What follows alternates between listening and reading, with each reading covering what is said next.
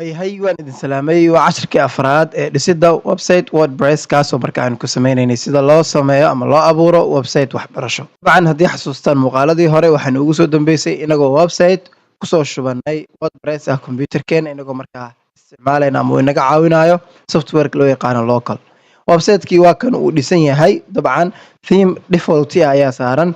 wax badan inaan ka bedbedelno ayaan rabnaa haddii aan lahayd theme-ka sidoo kale waxaan soo degsan doonaa dhammaan plugins-kan u baahannahay muuqaalkan uu socdo ila soco marka waxaan dib ugu soo noqon doonaa localkeeni soo keen kadib markii hore waxaan dhahnay open site hadda waxaan dhihi doonaa wp admin insha allah marka intaan ku jirin kadib wuxuuna weydiinayaa username iyo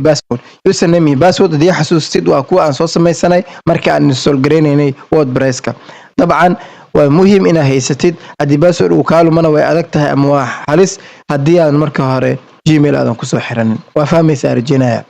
marka ani mid fudud iska samaysto marka hore waxaan labadaba ka dhigtay demo sida kaaga muuqata waa kuwa muujinaya labadan ayaan isticmaalay idan remember biyan iska dhigi doonaa si lacala markaan u baahdo mar labaad inaan soo galo si automatic markaa igu kaco waxaan leeyahay login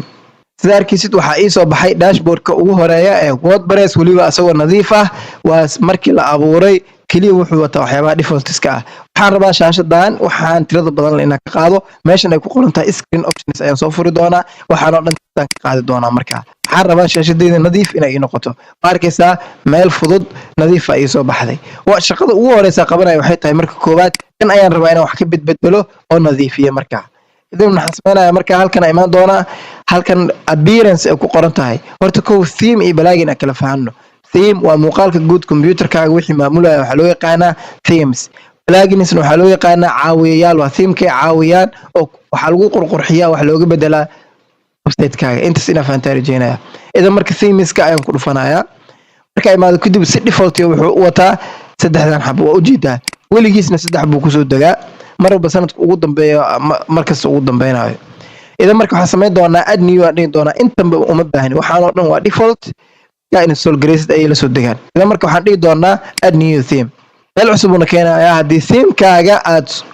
website kale ama cid intaa ka iibsatay ay kuu soo direen halkan maxaa la yidhahdaa ka upload gareyn doontaa juice file aa dhihi doontaa computerka uu kuu diraya marka meesha ku yaalay ayaad kaga soo qaadi doontaa laakiin waxaan rabaa kuwa caadiga ah freega ah ee popularka yacni iska dhex yaala wordpresska inaan raadsado kuwa aad ku shubto idan marka halkan waxaan ku qoran doonaa midka ugu fiican dabcan dooranaya hello elementor waa qaadan kartaa aster waa qaadan kartaa iyo kuwa kaloo badan ocean xitaa waa qaadan kartaa maanta waxaa qaadanaynaa midkan ay ku qoran tahay cadence waxaa laga yaabaa waqti kadib in meesha laga qaado yacni theme cusub lagu soo daro boosku isbedela laga yaabaa idan marka si caadi u qoraynaa waxaa qoranaynaa cadence iyara sugeynaa wuxuu inoo soo saari doonaa midka ugu dambeeyay cadence yacni ugu horeeya ka dhigi doonaa waa arkaysaa waa kan midkaana rabaa inaan ku shubto marka hadda ila fiiri website-keena inta ay keensado noocan uu yaalaa qaab dhismeedkiisa iyo wixiisa oo dhan markaa bedelo siduu noqon doono ila fiiri markaa nagu soo celi cadence waa kan meeshan ay ku qoran tahay install ayaan gujinayaa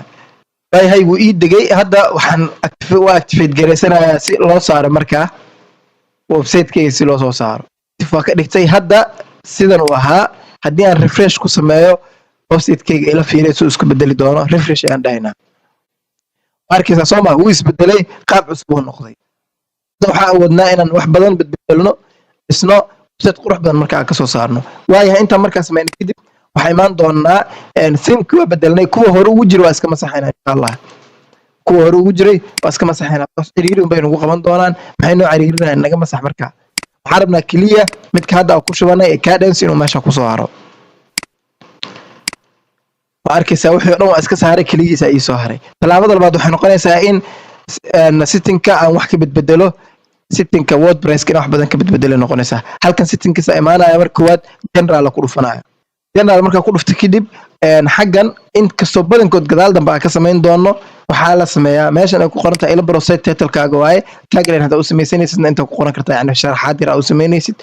haddii aad rabtid in site icon meeshan aa ujeedid tusaale ahaan hadda website-kan website-ka local waa kasoo dejinayni meeshan waxaa saaran loogo calaamadaasoo kale leh waa ujeedaa soo maa meeshaan kor fiiri isla tanoo kale oo yar ayaa ka muuqata oo kuusoo dhaweynayaa cafwan oo kuusoo dhaweynaya ma arkaysaa tan waxay ka muuqataa mar labaad xaggaas markaa saasoo kale samaynaysaa waxaa loo yaqaanaa site icon meeshaana laga soo geliyaa dabcan midkaa markaa u baahan tahay aan ma soo gelinayo insha Allah gadaal dama ka dhiganayna taa waa isla garanay maxaa rabaa inaan bedelo kow maadaama website-kayga koorsooyin uu iibinayo ardayna iska diiwaan gelinayso halkan waa inaan tig saaraa meeshaan tig saaro waa gartay saacadda sidan waa caadi sideeda ku dayso waxaana weydiiyey weeks starts weeka isbuuca goormo ku bilowda ma isniin mise aniga Soomaaliya nahay sabti noo bilowda Soomaa ee dhammaan muslimiinta maalin sabtiga ka dhiganayna markaa si default ah waxa u saaran Monday ida marka waxa ka dhiganayna Saturday aan ka dhiganayna save changes aan dhahnaa marka inta ka soo gudubna kadib writing wax muhiim ah ka soo bood reading imaaw halkan reading ay ku qoran tahay wax ma ka bedeli doonaa ay laftirkeeda gadaal damban wax ma bedeli doonaa hadda muhiim ma ahan meeshan aad u jeedid your last post ayuu homepage ahaan u haystaa sababtoo ah maadaama post ugu dambeeyay ee la dhigo uu kan yahay yani si default u wataa kan ayaa hadda homepage ahaan meesha noo saaran haddii aan ku dhufano way noo sii furi doonaa arkaysa Soomaa idan marka hadhow bedeli doonaa marka pages iyo waxyaabaha samaysano static ka dhigan doonaa homepage ka gooni u dooranayna sidoo kale post page ka gooni u dooran doonaa idan marka ayadana marka koowaad meeshiisa ku celi kadibna save dheh waxaan haddana meesha ay ku qoran tahay labadan ka soo bood waxa imaada permalinks